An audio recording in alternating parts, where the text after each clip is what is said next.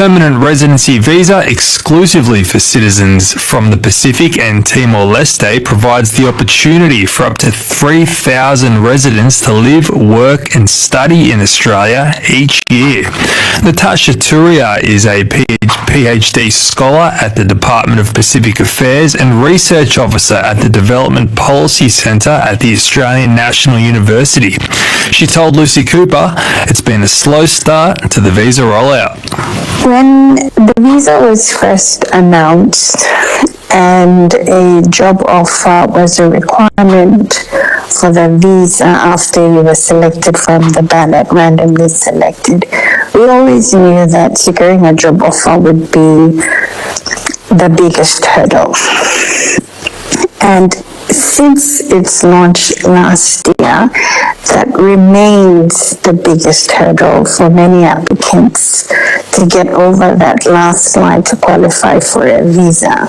So from what we've heard so far, and the latest data we have is as of October last year, of the 3,000 PEV winners, only around 1,000 visas were granted.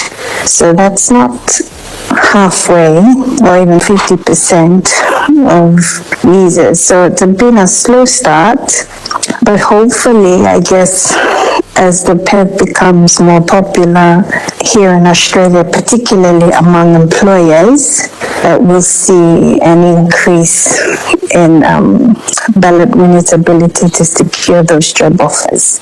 What countries really stood out in regard to the Pacific Engagement Visa? Visa data that we've been able to receive from Department of Home Affairs, which is only up until end of April, and based on the number of applications that have been submitted by ballot winners relative to the quotas against each country, Fiji stands out as the best performing country in terms of converting visa applications onto visa grants. So they had a success rate of 93% compared to PNG, Timor-Leste and Vanuatu, who are in the 10 to 20% success range.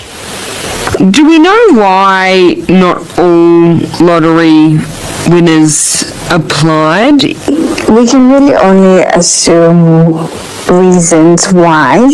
And number one, perhaps it just wasn't the right time for that applicant. Sometimes there's personal issues that come up that make it incredibly difficult for them to complete lodgement or at least applying for the visa before the cutoff date. Number two, they probably didn't even know they won.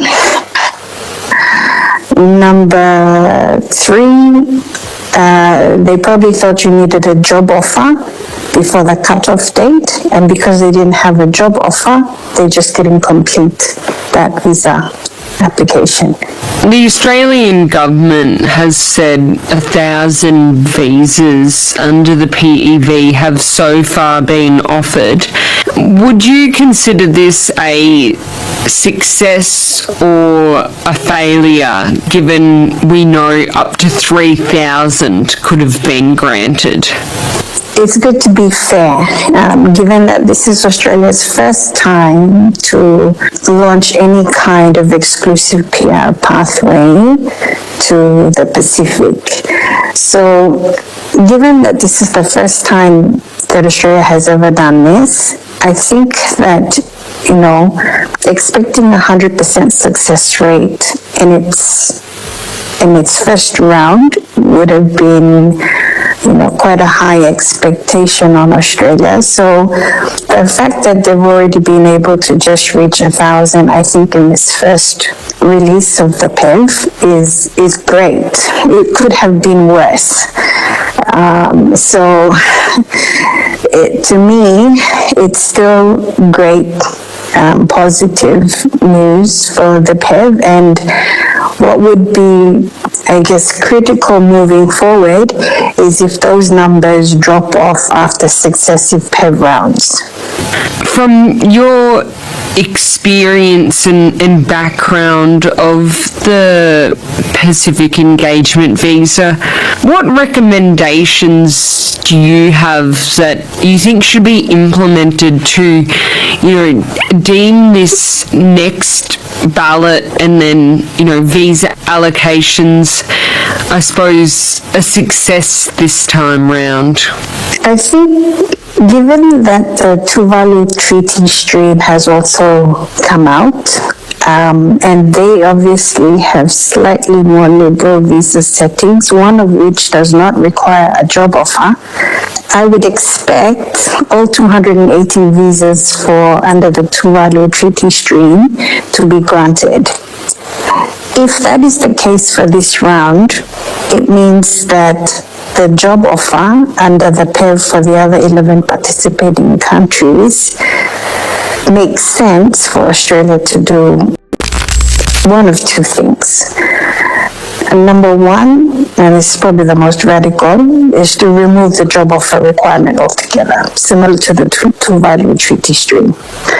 And number two, they grant a 6-month conditional visa after meeting all the other visa requirements less the job offer, so that the PEV winners can enter Australia and apply for jobs here. This means that instead of asking for a financial proof of evidence of 12 months, it would only be for 6 months because the conditional visa is only for a period of 6 months.